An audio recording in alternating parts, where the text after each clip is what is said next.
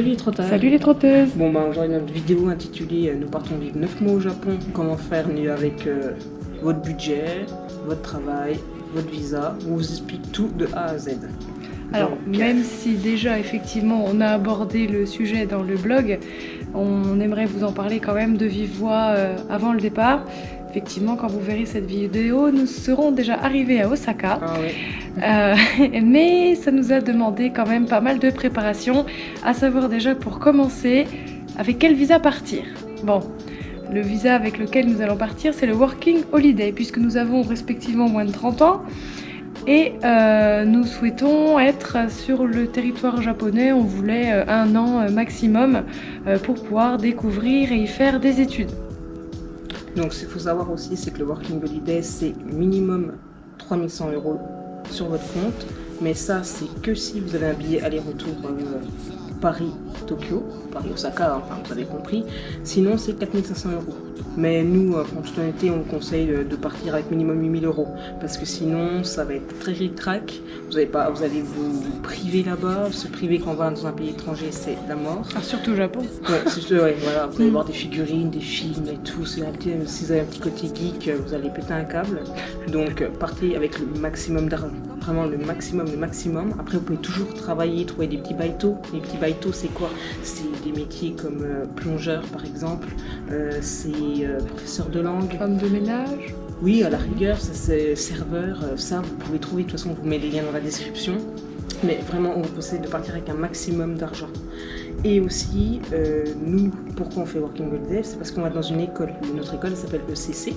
C'est une école qui se trouve à Osaka vraiment même. Et centre-ville, bien placé. Et puis c'est une école vraiment hyper élevée au niveau intensité. C'est nos horaires, il faut savoir, c'est 9h10, 1h à peu près. Et le soir, c'est comment déjà le soir? Oh bah c'est 13h, 17h, mais bon, c'est soit le matin, soit l'après-midi. On a 4 heures par jour, mais elle est intensive dans la mesure où la vitesse des leçons va être assez élevée. Et en plus de ça, c'est un peu une école qui est réputée pour bien taper dedans, parce qu'en fait, en même temps, c'est ce qu'on veut.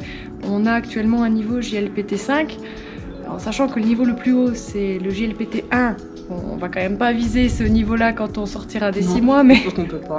Non, mais en tout cas, on aimerait bien viser le niveau 3. Voilà, en fait, les 6 mois d'école vont nous permettre de préparer le JLPT 3 quand on rentrera en France en décembre 2019. Et puis, pour aussi dire combien ça coûte tout ça, ça nous coûte pour 6 mois, à toutes les deux, 3500 € par personne. Donc 7000 € pour deux, pour un semestre à l'école ECC, à raison de 4 heures par jour, c'est plutôt correct, mais c'est quand même un budget conséquent quand même. Bien Donc c'est pour ça que je vous dis vraiment mettez de l'argent de côté, parce que ça c'est juste l'école. Là, nous on a trouvé un appartement grâce à Cours de japonais. Cours de japonais, c'est... le lien, je le mettrai ici. Voilà, dans la description. Voilà. C'est un organisme en fait, qui vous aide gratuitement, mais vraiment j'insiste sur le mot gratuitement, pour vous trouver votre école à votre niveau et aussi votre appartement. Nous, notre appartement, on l'a trouvé grâce à eux, sinon je pense qu'on sera encore en train de chercher, je pense. Ouais, vraiment. On a trouvé un bel appartement, 28 mètres carrés, enfin 30 on va dire, pour 450 €. Ce qui reste raisonnable, hein. On a à peu près le même prix de loyer, bon, on parle pas de Paris, on est d'accord, mais nous par exemple à Besançon, c'est ce qu'on paye déjà grosso modo en loyer, et comme effectivement Besançon, Osaka, c'est pas le même standing, donc bon, on est plutôt content. Et en plus, enfin, on vous montrera dans des vidéos, on fera un article rien que sur ça et tout. C'est un appartement qui va être comme style à Paris, l'île Saint-Louis. C'est dans la ville. Il y a une petite île avec vraiment toute la rivière qui passe autour, et rien que pour l'été, rien que pour respirer, ça va être juste énorme. Ouais, j'ai vraiment hâte d'y être et de vous montrer. Et puis je pense voilà. C'est tout. Ah non? Ben non, forcément.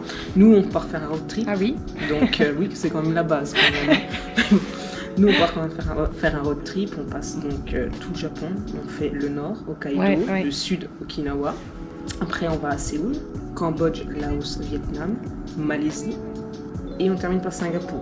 Donc, il faut savoir que nous, pour tout ça, ça nous coûte, on va dire, quasiment 26 000 €. Ouais, 26 000, 27 000 €. On a compté l'argent de poche dedans, donc ça veut dire que dans les 26 000 bien voilà, plaisir. avec les 26 000 €, on s'achète ce qu'on a grosso modo envie. Hein. Bon, pas une voiture non plus là-bas, Oui, mais on vit voilà, relativement on bien, va quoi. faire les sorties qu'on a envie, on va faire tout ça, quoi. Donc 26 000 € pour un road trip de 9 mois à 2 sans travailler. Voilà, hein, c'est pas mal. Vous voyez déjà le budget général. Voilà. Enfin voilà quoi, sur ce... Et ben on se retrouve à Osaka. On se retrouve à Osaka et puis on vous laisse partir avec nous. Moi, allez. Ciao.